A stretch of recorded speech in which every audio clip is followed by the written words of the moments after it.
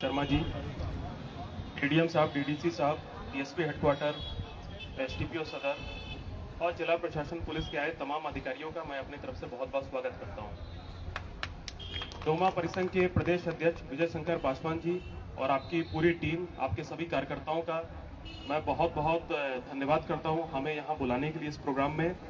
और मैं आप सबकी बहुत सराहना करता हूं, इतने कम समय में इतना बेहतरीन प्रोग्राम आपने आयोजित किया है और आपके वक्ताओं ने बहुत ही बेहतरीन बातें बोली हैं, जिसका आने वाले समय में यहाँ उपस्थित सब लोग उसका अनुकरण करेंगे। आज पूरा देश और पूरी दुनिया भारत रत्न और भारतीय संविधान के निर्माता बाबा साहब भीमराव अंबेडकर जी की 135वीं जन्मतिथि मना रही है। आज ही के दिन 1891 में बाबा साहब का जन्म हुआ था और बाबा साहब ने अपने जीवन में अनेकों काम किए हैं, जिसकी आज तक हम चर्चा कर रहे हैं, आगे भी करते रहेंगे। संविधान निर्माता के तौर पे उनको सभी जानते हैं, लेकिन आपको यह भी जानना चाहिए कि उसके अलावा उसके साथ में अपने समय के top economist, top jurist, sociologist, social reformer और पॉलिटिशियन भी थे। आप लोग को शायद कईयों को ये जानकारी होगी कि इकोनॉमिक्स में पीएचडी करते समय जो उन्होंने थीसिस लिखी थी, उसके आधार पर रिजर्व बैंक ऑफ इंडिया जो बॉम्बे में है उसकी स्थापना हुई थी। वो अपने समय के टॉप जूरिस्ट थे, यानी कि न्याय शास्त्री।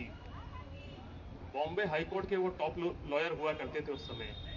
और आजादी के पहले जो कैबिनेट बनी थी उसमें उन्होंने मंत्री रहते हुए महिलाओं के लिए और लेबर्स के लिए, श्रमिकों के लिए अनेकों कानून बनवाए थे, जैसे कि 8 घंटे काम करना, हफ्ते में 1 दिन छुट्टी मिलना, समान काम के लिए समान वेतन मिलना, एम्प्लॉयर्स इंश्योरेंस स्कीम ESIC के नाम से इसे हमें जानते हैं, एम्प्लॉयमेंट एक्सचेंज नाम सुना होगा आप लोगों ने, ये उसी समय उनके काम के आधार पर स्थापित हुए थे। महिलाओं के लिए पढ़ाई का अधिकार, काम करने का अधिकार, बाहर जाके मैटरनिटी बेनिफिट, CCL लीव, ये सारे के सारे जो देन आज हम लोग कानून में देखते हैं, ये उनके द्वारा जो काम किए गए थे उसके आधार पे बाद में इंप्लीमेंट हुए थे।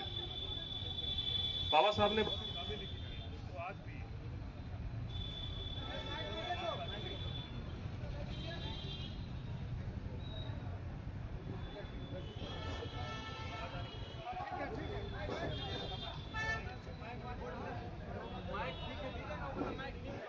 हेलो हेलो आ रही है ठीक।